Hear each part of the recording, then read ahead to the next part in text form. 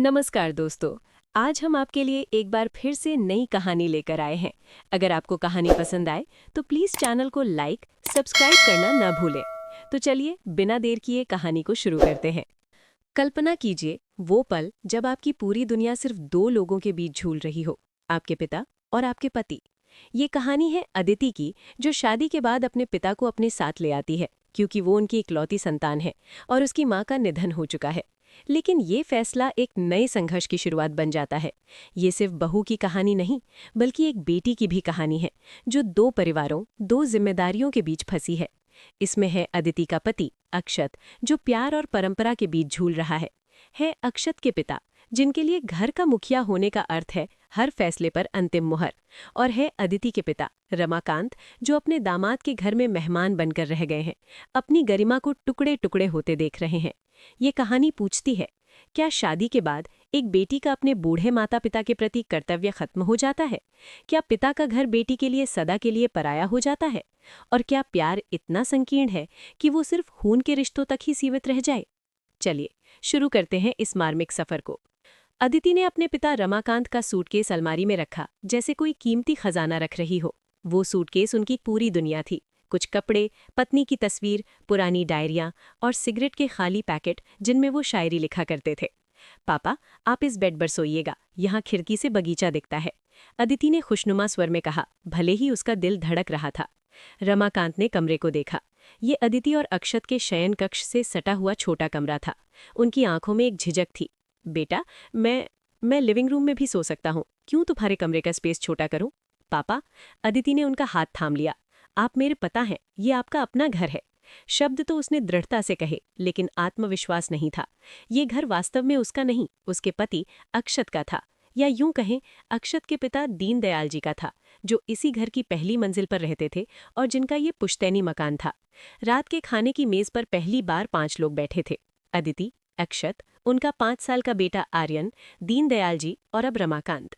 हवा में एक अजीब सी खिंचाव था। तो रमाकांत जी, आपका स्वास्थ्य कैसा है?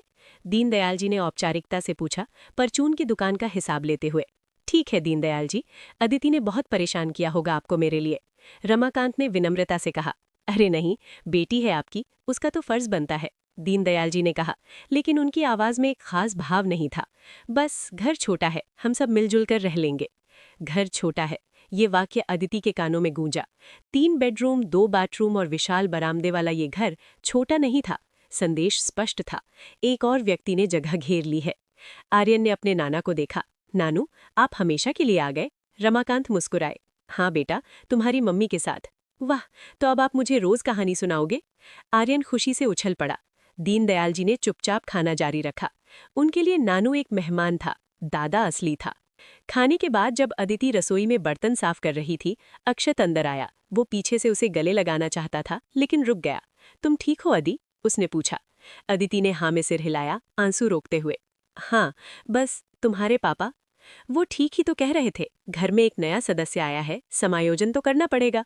अक्षत ने कहा, लेकिन वो भी जानता था कि उसके पिता के समायोजन का मतलब सिर्फ एक ही था, रमाकांत जी को अपनी जगह समझाना। अक्षत, वो मेरे पापा हैं, वो मेहमान नहीं है, अदिति ने आवाज कांपते हुए कहा। पता है पता है, अक्षत ने उसके कंधे पर हाथ रखा। सब ठीक हो जाएगा, बस थोड़ा वक्त दो। लेकिन वक्त के साथ स्थितियां और जटिल होती गईं। अगली सुबह जब रमाकांत ने बाथरूम का इस्तेमाल करने में जरा देर कर दी, तो दीनदयाल की बाहर खड़े होकर बड़बड़ाने लगे। अब तो बाथरूम के लिए भी टाइम टेबल बनाना पड़ेगा। रमाकांत ने सुना।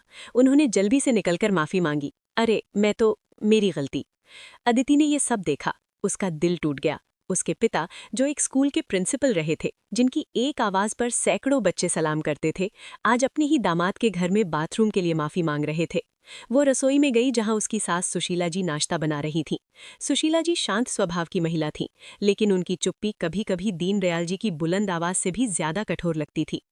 माँ, मैं पापा का नाश्ता अलग बनाकर उनके कमरे में दे दूं? क्यों बेटी? सुशीला जी ने बिना देखे पूछा। सब एक साथ ही खाएंगे। बस पापा को थोड़ी परेशानी हो रही है। सुशीला जी ने चूल्हा बंद किया और अदिति की ओर देखा। अदिति, तुमने उन्हें यहाँ बुला लिया, ये तुम्हारा फर्ज था, लेकिन अब तुम्हें ये भी समझना होगा कि इस घर का एक तरीका है। तुम्हारे पिता को भी एडजस्ट करना होगा। एडजस्ट, ये शब्द अदिति को एक कांटे की तरह चुभा। क्यों उसके पिता को एडजस्ट करना होगा? क्या वो इतने बोझिल थे? 1 हफ्ता बीत गया। रमाकांत ने खुद को कमरे तक ही सीमित रखा था। वो सुबह शाम टहलने जाते, दोपहर में किताबें पढ़ते और शाम को आर्यन को कहानियां सुनाते। वो रसोई में जाने से, फ्रिज से पानी लेने से, यहाँ तक कि लिविंग रूम में टीवी देखने से भी कतराते थे। एक दिन अदिति ने उन्हें लिविंग रूम में अकेले बैठे देखा। खिड़की से बाहर देख रहे थे। उनकी पीठ में एक ऐसा झुकाव था जैसे वो अपने ही अस्तित्व से दब गए हों। पापा, अदिति ने पुकारा। रमाकांत ने पलट कर देखा और जबरन एक मुस्कुराहट चिपका ली। क्या हुआ बेटा? कुछ नहीं, बस आप यहाँ अकेले बैठे हो। अरे यार, ये नज़ारा बहुत सुंदर है, पेड़, पक्षी, उन्होंने कहा, लेकिन उनकी आंखों में एक सूनापन था। अदिति उनके पास बैठ गई। पापा, आपको ऐसा नहीं करना चाहिए, ये आपका भी घर है। रमाकांत ने उसके हाथ पर अपना हाथ रखा। अदिति, एक पिता के लिए सबसे बड़ी खुशी होती है कि उसकी बेटी खुश रहे, और मैं देख रहा हूँ मेरे आने से तुम्हारी जिंदगी में तनाव आ रहा है। दीनदयाल की खुश नहीं है, अक्षत दोनों के बीच फंसा है। लेकिन पापा, सुनो बेटा, मैं एक ओल्ड एज होम देख रहा हूँ, शहर से बाहर है, प्रकृति के बीच है, बहुत अच्छा है। अदिति का दिमाग सुन्न हो गया। Old age home? उसके पिता, जिसने उसे पाल पोस कर बड़ा किया, जिसने उसकी माँ के जाने के बाद अकेले ही उसकी परवरिश की? नहीं, अदिति की आवाज कर्कश हो गई। आप कभी ऐसी जगह नहीं जाएंगे। मैंने माँ से वादा किया था, मैं आपकी देखभाल करूंगी। तुम कर रही हो बेटा, लेकिन देखभाल का मतलब सिर्फ रोटी कपड़ा नहीं होता। कभी कभी दूर रहकर भी तुम मेरी देखभाल कर सकती हो। उस रात अदिति सो नहीं पाई। वो बालकनी में खड़ी थी। अक्षत उसके पास आया। तुम्हारे पापा ने मुझसे भी बात की, अक्षत ने कहा। वो ओल्ड एज होम जाना चाहते हैं। और तुमने क्या कहा? अदिति ने पूछा, डरते हुए। मैंने कहा, ये तुम्हारा फैसला है। अदिति ने उसकी ओर हैरानी से देखा। मेरा फैसला? अक्षत, वो तुम्हारे भी तो पापा है। जब तुम्हारे पापा बूढ़े होंगे तो क्या तुम उन्हें ओल्ड एज होम भेजोगे? अदिति, तुलना मत करो। मेरे पिता इस घर के मालिक हैं। तुम्हारे पिता क्या मेहमान हैं? अदिति की आंखों में आंसू आ गए। अक्षत, शादी के समय तुमने कहा था, तुम्हारे सुख दुख मेरे हैं। क्या मेरे पिता मेरा दुख है? क्या उनकी देखभाल करना मेरी जिम्मेदारी नहीं बल्कि बोझ है? तुम जानबूझकर गलत समझ रही हो, अक्षत ने कहा, आवाज में झुंझलाहट। मैं तुम्हारे पिता की इज्जत करता हूं, लेकिन हमें वास्तविक भी रहना होगा। पापा को लगता है कि उनके घर में कोई तीसरा पुरुष। तीसरा पुरुष? अदिति ने हंसते हुए कहा, और उस हंसी में इतना दर्द था कि अक्षत सहम गया। तो मेरे पिता तीसरे पुरुष हैं? अक्षत, ये घर है, कोई राज्य नहीं जहां सत्ता के लिए संघर्ष हो रहा हो। यहाँ सब एक परिवार है, या कम से कम होना चाहिए। वो अंदर चली गई। अक्षत वहीं खड़ा रहा। उसे लगा जैसे वो एक अदृश्य दीवार से टकरा गया हो। एक तरफ उसके माता पिता थे, जिन्होंने उसे ये घर, ये जीवन दिया था। दूसरी तरफ उसकी पत्नी थी, जिससे उसने जीवन साथ निभाने का वादा किया था। और बीच में थे रमाकांत जी, जो ना तो इस परिवार के थे, न बिल्कुल बाहर के। अगले दिन जब अदिति ऑफिस जाने की तैयारी कर रही थी, दीनदयाल जी ने उसे बुलाया। अदिति, बैठो।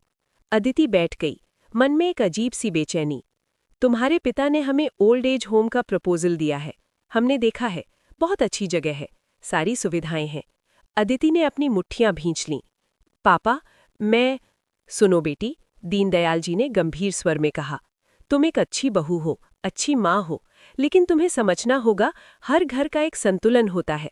तुम्हारे पिता के आने से ये संतुलन बिगड़ गया है। वो खुद भी खुश नहीं है। क्या तुम नहीं देख रही? वो मुश्किल से बोलते हैं, हर वक्त अपने कमरे में बंद रहते हैं। क्या यही जिंदगी है उनकी? अदिति की आंखों में आंसू आ गए। दीनदयाल जी सही कह रहे थे।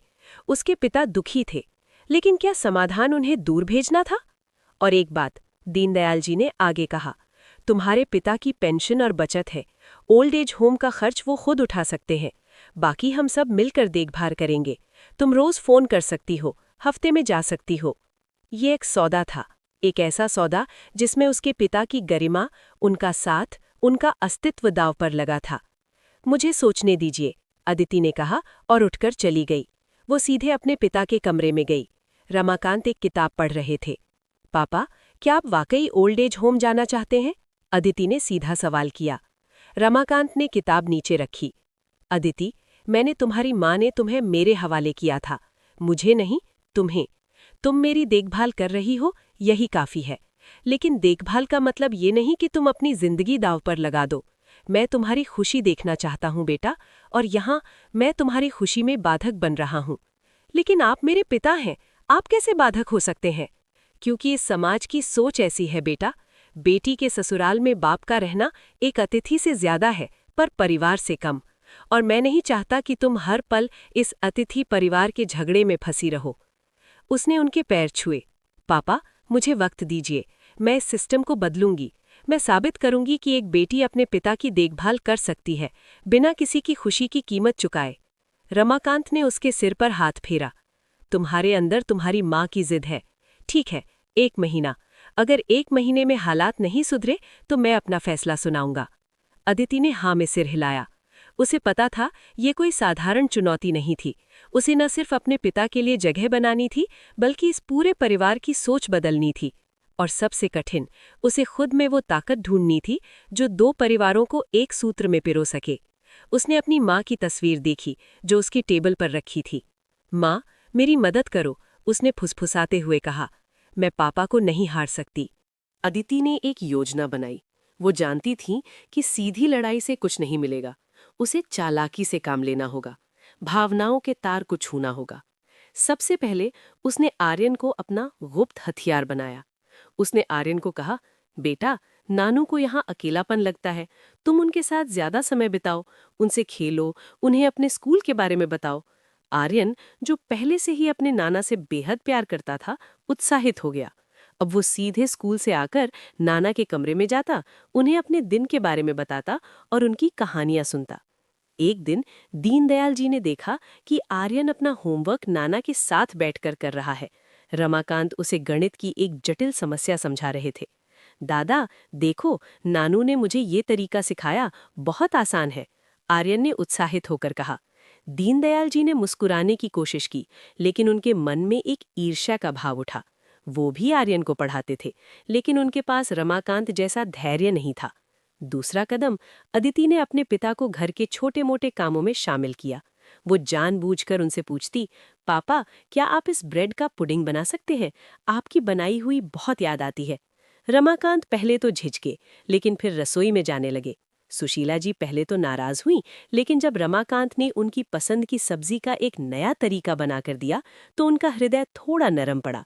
रमाकांत जी, ये तो बहुत स्वादिष्ट बना है, सुशीला जी ने एक दिन कहा। ये मेरी पत्नी की रेसिपी है, रमाकांत ने विनम्रता से कहा। वो कहती थी, खाने में प्यार मिलाओ तो स्वाद अपने आप आ जाता है। ये बात सुशीला जी के दिल को छू गई। उन्हें भी अपनी माँ याद आ गई, जो ऐसा ही कहा करती थी। लेकिन दीनदयाल जी अभी भी अड़े हुए थे। एक शाम जब अदिति देर से ऑफिस से लौटी, तो उसने लिविंग रूम में एक तनावपूर्ण वातावरण पाया। दीनदयाल जी और रमाकांत आमने सामने बैठे थे। मामला ये है रमाकांत जी, दीनदयाल जी कह रहे थे, इस घर के हर नियम, हर परंपरा का पालन होता आया है। हम सुबह 5 बजे उठते हैं, 7 बजे पूजा करते हैं, रात 9 बजे खाना खाते हैं। लेकिन आपके आने से ये सब गड़बड़ा गया है। रमाकांत शांत थे। मैं समझता हूँ दीनदयाल जी, मैं कोशिश करूंगा कि आपकी दिनचर्या में व्यवधान न डालूं। कोशिश नहीं, पालन करना होगा। दीनदयाल जी की आवाज तेज हो गई। आज आप सुबह 8 बजे तक सोते रहे, पूजा का समय निकल गया, फिर आपने अकेले ही नाश्ता कर लिया। ये हमारे यहाँ नहीं चलता। अदिति ने तुरंत बीच में आकर कहा, पापा, कल रात पापा को तेज सिर दर्द हुआ था, इसलिए वो देर तक सोए थे। मैंने ही उन्हें अलग नाश्ता दिया था। दीनदयाल जी ने अदिति की ओर कड़ी नजर से देखा। तो तुम भी इन नियमों को तोड़ने में उनकी मदद कर रही हो? पापा, नियम इंसानों के लिए होते हैं, इंसान नियमों के लिए नहीं। अगर किसी को तकलीफ है तो नियम में लचीलापन होना चाहिए। लचीलापन? दीनदयाल जी उठ खड़े हुए। तुम एक बहू होकर मुझे सिखा रही हो? इस घर में मैं नियम बनाता हूँ और सबको उनका पालन करना होगा। ये कहकर वो कमरे से बाहर निकल गए। सुशीला जी ने चुपचाप उनका पीछा किया। रमाकांत ने अपना सिर झुका लिया। माफ करना अदिति, मैंने तुम्हारी जिंदगी और मुश्किल बना दी, उन्होंने कहा। नहीं पापा, गलती आपकी नहीं है, अदिति ने कहा, आंसू पोंछते हुए। गलती इस सुमुच की है जो बेटी को पराया समझती है। उस रात अदिति ने अक्षत से बात की। तुम्हें कुछ करना होगा, तुम्हारे पापा और मेरे पापा के बीच ये दूरी खत्म करनी होगी। अक्षत ने गहरी सांस ली। मैं क्या करूं अदि, पापा अपनी जगह सही है, उन्होंने हमेशा इस घर को चलाया है। और तुम्हारे पापा, वो भी सही हैं, वो तुम्हारे पिता हैं। तो क्या हल है? क्या हमेशा के लिए यही तनाव चलता रहेगा? अदिति ने पूछा। अक्षत चुप रहा। उसे कोई जवाब नहीं सूझ रहा था। अगले दिन एक अनप्रतीक्षित घटना ने सब कुछ बदल दिया। दीनदयाल जी को सीने में तेज दर्द उठा। वो जमीन पर गिर पड़े। सुशीला जी चीख पड़ी। अदिति ऑफिस में थी। अक्षत का फोन स्विच ऑफ था। घर में सिर्फ रमाकांत और आर्यन थे। आर्यन दौड़कर नाना के पास गया। नानू, दादा गिर गए। रमाकांत तुरंत लिविंग रूम में आए। उन्होंने दीनदयाल जी की स्थिति देखी। वो बेहोश थे। उनकी सांसें तेज चल रही थीं। रमाकांत ने तुरंत एम्बुलेंस को फोन किया। फिर अपने पुराने अनुभव का उपयोग करते हुए उन्होंने दीनदयाल जी को सहारा दिया। उनके कपड़े ढीले किए और उन्हें स्थिर स्थिति में लिटा दिया। एम्बुलेंस आने तक रमाकांत ने दीनदयाल जी के सिर पर पानी के छींटे दिए। उनकी नब्ज चेक की। सुशीला जी घबराई हुई थीं, लेकिन रमाकांत के शांत स्वभाव ने उन्हें संयत रखा। अस्पताल पहुंचने पर डॉक्टर ने कहा, हार्ट अटैक था, लेकिन तुरंत फर्स्ट एड मिलने से बहुत मदद मिली। आपने सही कदम उठाए। जब अदिति और अक्षत अस्पताल पहुंचे तो दीनदयाल जी आईसीयू में थे, लेकिन स्थिर। सुशीला जी ने सारी घटना सुनाई। रमाकांत जी ने ही उनकी जान बचाई, सुशीला जी ने आंसू पोंछते हुए कहा। अगर वो घर पर ना होते तो। वो रोने लगीं। अदिति ने अपने पिता को देखा जो एक कोने में चुपचाप बैठे थे। उसकी आंखें भर आईं। रमाकांत ने उसे देखा और मुस्कुरा दिया। 3 दिन बाद जब दीनदयाल जी आईसीयू से नॉर्मल वार्ड में आए तो उनकी पहली इच्छा रमाकांत से मिलने की थी। रमाकांत उनके कमरे में गए। दीनदयाल जी ने कमजोर आवाज में कहा, रमाकांत जी, मैं। शुक्रिया। अरे, ये कैसी बात है? आप तो मेरे भाई समान हैं, रमाकांत ने कहा। भाई? दीनदयाल जी ने इस शब्द को दोहराया। मैंने आपको कभी भाई की तरह नहीं देखा। मैंने देखा एक अतिरिक्त बोझ। माफ करना। रमाकांत ने उनका हाथ थाम लिया। कोई बात नहीं, हम सब इंसान हैं, गलतियां होती हैं। ये घटना घर के वातावरण में एक बड़ा बदलाव लेकर आई। दीनदयाल जी के स्वास्थ्य लाभ के दौरान रमाकांत ने उनकी देखभाल में पूरा सहयोग दिया। वो उनके साथ बैठते, उनसे बातें करते, उन्हें किताबें पढ़कर सुनाते। एक दिन दीनदयाल जी ने पूछा, रमाकांत जी, आपको ओल्ड एज होम जाने की इच्छा थी ना? रमाकांत मुस्कुराए। जी, लेकिन अब नहीं। अब तो मुझे लगता है मैं यहीं ठीक हूँ। दीनदयाल जी ने गहरी सांस ली। हाँ, आप यहीं ठीक है और हम भी आपके साथ ठीक है। ये कोई भव्य घोषणा नहीं थी, लेकिन इन साधारण शब्दों में एक स्वीकृति थी, एक सम्मान था। घर लौटने के बाद दीनदयाल जी ने एक पारिवारिक बैठक बुलाई। सब लिविंग रूम में इकट्ठा हुए। मैंने एक गलती की थी, दीनदयाल जी ने शुरुआत की। मैंने रमाकांत जी को इस परिवार का हिस्सा नहीं बल्कि एक मेहमान समझा। लेकिन अब मैं समझ गया हूँ, परिवार रक्त के रिश्तों से नहीं बल्कि हृदय के रिश्तों से बनता है। रमाकांत जी, आप इस परिवार के सदस्य हैं और मैं चाहता हूं कि आप यहां अपने घर जैसा महसूस करें। सबकी आंखें नम हो गईं। अदिति ने अपने पिता की ओर देखा। रमाकांत की आंखों में एक चमक थी जो महीनों से गायब थी। धन्यवाद दीनदयाल जी, रमाकांत ने कहा। लेकिन मैं भी एक बात कहना चाहता हूँ। मैं इस घर में रहना चाहता हूँ, लेकिन मैं कोई बोझ नहीं बनना चाहता। मैं चाहता हूँ कि मेरा भी योगदान हो। योगदान? दीनदयाल जी ने पूछा। हाँ, मैं आर्यन को ट्यूशन दे सकता हूँ, मैं घर के खाते बही का काम संभाल सकता हूँ, और हाँ, अगर आप लोगों को कोई आपत्ति ना हो तो मैं पास के स्कूल में पार्ट टाइम पढ़ाने का काम भी शुरू कर सकता हूँ। इससे मेरी पेंशन के साथ कुछ अतिरिक्त आमदनी भी हो जाएगी और मैं खुद को उपयोगी महसूस करूंगा। ये विचार सबको पसंद आया। सुशीला जी ने कहा, बहुत अच्छा विचार है, मैं भी चाहती हूँ कि आप व्यस्त रहें। अदिति की खुशी का ठिकाना नहीं था। उसकी कोशिशें रंग ला रही थीं, लेकिन वो जानती थी कि ये अंत नहीं बल्कि एक नई शुरुआत थी। 1 महीने बाद घर का माहौल पूरी तरह बदल चुका था। रमाकांत अब केवल अदिति के पिता नहीं थे, वो रमाकांत काका थे, जो आर्यन को पढ़ाते थे, दीनदयाल जी के साथ शाम की चाय पीते थे और सुशीला जी को नई रेसिपी सिखाते थे। एक शाम अदिति ने अपने पिता को बगीचे में टहलते देखा।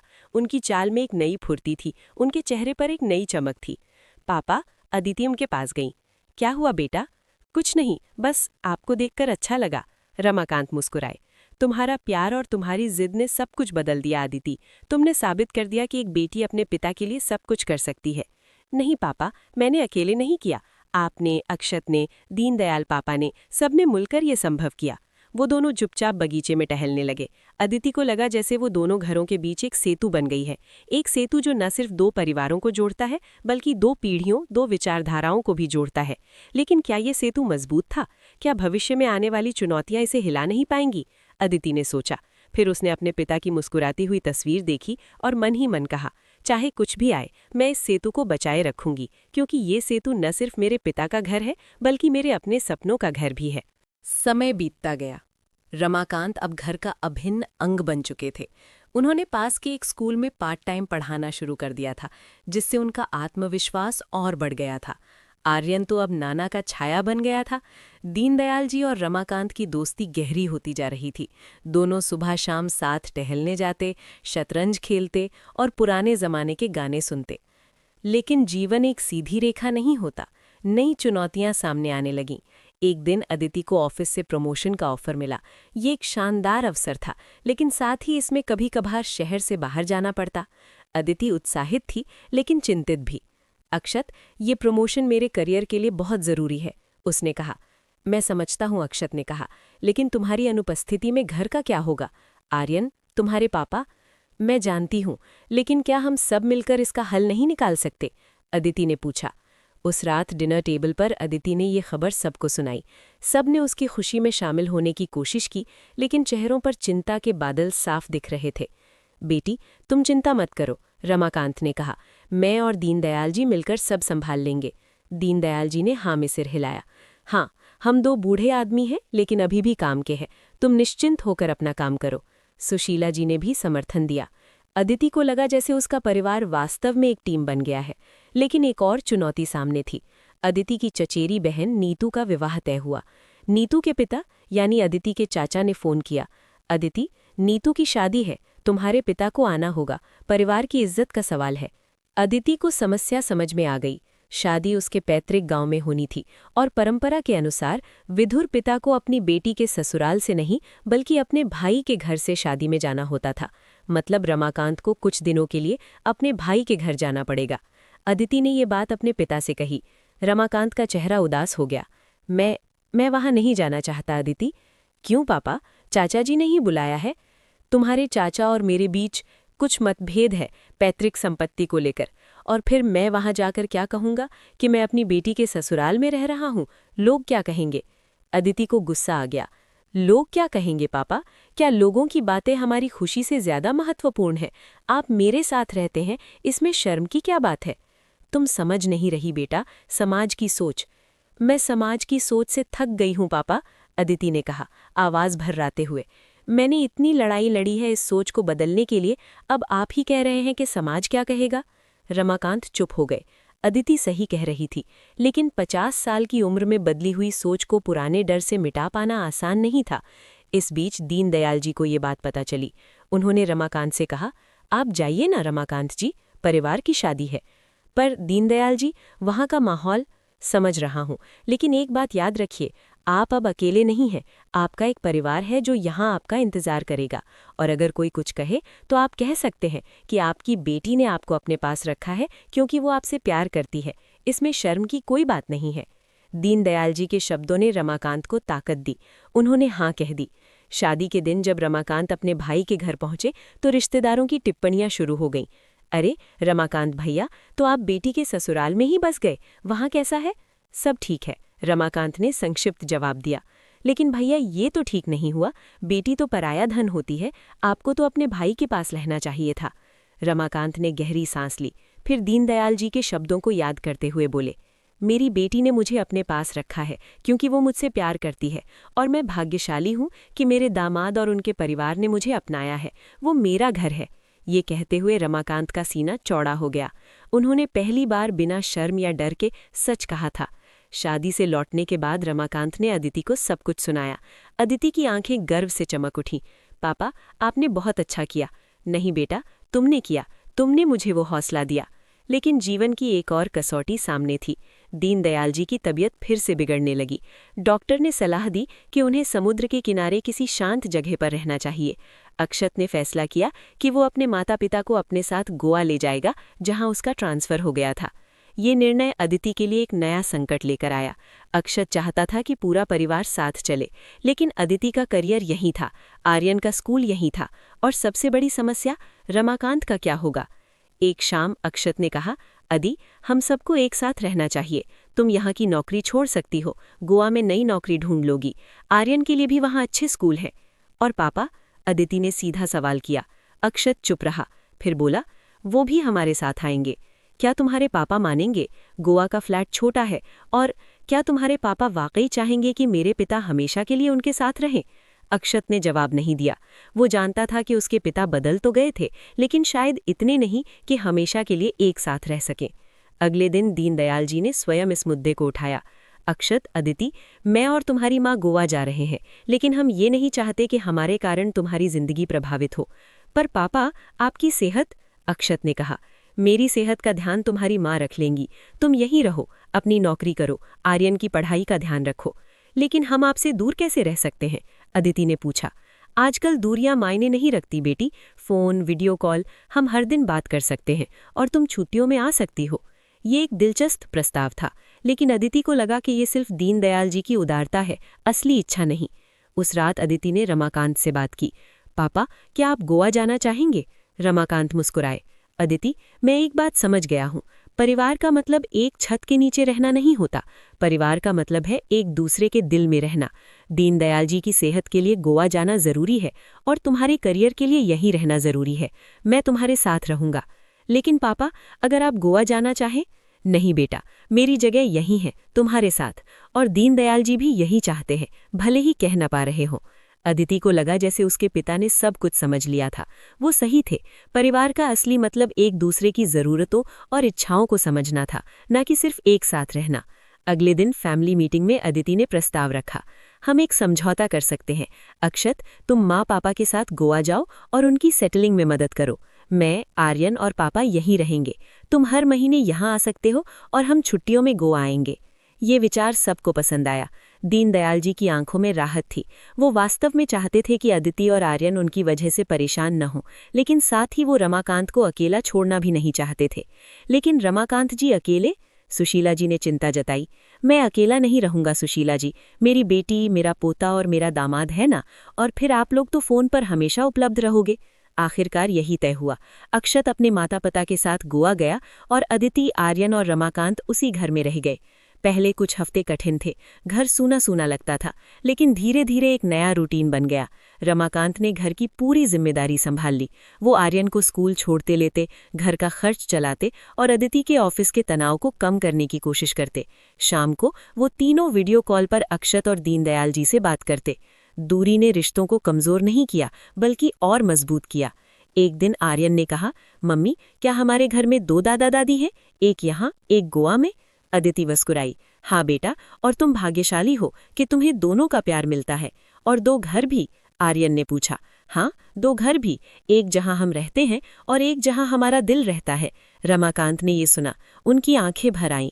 उन्हें एहसास हुआ कि अदिति ने न सिर्फ उनके लिए जगह बनाई, बल्कि एक नया परिवार भी बनाया। एक ऐसा परिवार जो रक्त के रिश्तों से ऊपर था। 1 साल बीत गया।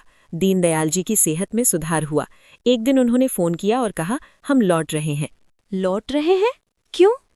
अदिति ने हैरानी से पूछा। क्योंकि घर याद आ रहा है, और रमाकांत जी की शतरंज की बाजियां भी। जब दीनदयाल जी और सुशीला जी लौटे तो घर में फिर से वही पुरानी रौनक लौट आई। लेकिन अब कुछ बदल गया था। अब कोई तीसरा पुरुष नहीं था, अब सब एक परिवार थे। एक संडे की सुबह अदिति ने सबको बगीचे में इकट्ठा देखा। दीनदयाल जी और रमाकांत शतरंज खेल रहे थे, सुशीला जी फूलों में पानी दे रही थी, आर्यन अपनी साइकिल चला रहा था, अक्षत अखबार पढ़ रहा था। वो वहीं खड़ी रह गई, इस दृश्य को अपनी आंखों में कैद करते हुए। उसे लगा जैसे वो 2 आसमानों के मिलन का गवाह बन रही है। एक आसमान उसके पैतृक घर का, दूसरा उसके ससुराल का। और ये छत वो जगह थी जहां ये दोनों आसमान मिलते थे, बिना किसी टकराहट के, बिना किसी दरार के। रमाकांत ने उसे देख लिया। उन्होंने मुस्कुराकर इशारा किया। अदिति उनके पास गई। क्या सोच रही हो बेटा? रमाकांत ने पूछा।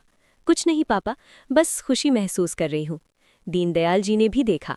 अदिति, तुमने साबित कर दिया कि एक बेटी न सिर्फ अपने पिता की देखभाल कर सकती है, बल्कि 2 परिवारों को एक भी बना सकती है। तुम्हारी माँ तुम पर गर्व कर रही होगी। अदिति की आंखें भर आईं। उसने अपनी माँ की तस्वीर की ओर देखा, जो बगीचे की दीवार पर लगी थी। उसे लगा जैसे माँ मुस्कुरा रही हो। उस शाम जब सब सो चुके थे, अदिति बालकनी में खड़ी थी। अक्षत उसके पास आया। तुम्हें पता है तुमने क्या किया? अक्षत ने पूछा। क्या? तुमने एक नई परिभाषा लिखी है, परिवार की परिभाषा, और बेटी की परिभाषा भी। अदिति ने उसका हाथ थाम लिया। मैंने अकेले नहीं किया अक्षत, तुमने, पापा ने, सबने मिलकर किया। वो दोनों चुपचाप तारों को देखने लगे। अदिति को लगा हर तारा एक कहानी कह रहा है। उसकी कहानी, उसके पिता की कहानी, दो परिवारों की कहानी और उस एक छत की कहानी जहां दो आसमान मिलते थे। उसने सोचा शायद यही जीवन का सार है, न सिर्फ अपने लिए जीना बल्कि उन सभी के लिए जीना जो आपसे प्यार करते हैं, और न सिर्फ अपने घर को संभालना बल्कि उन सभी के दिलों में घर बना लेना जिन्हें आप प्यार करते हैं। और इस तरह अदिति की कहानी एक मिसाल बन गई, एक ऐसी मिसाल जो कहती थी कि प्यार की कोई सीमा नहीं होती और परिवार की कोई शर्त नहीं होती, बस एक दिल चाहिए जो सबको अपनाने को तैयार हो।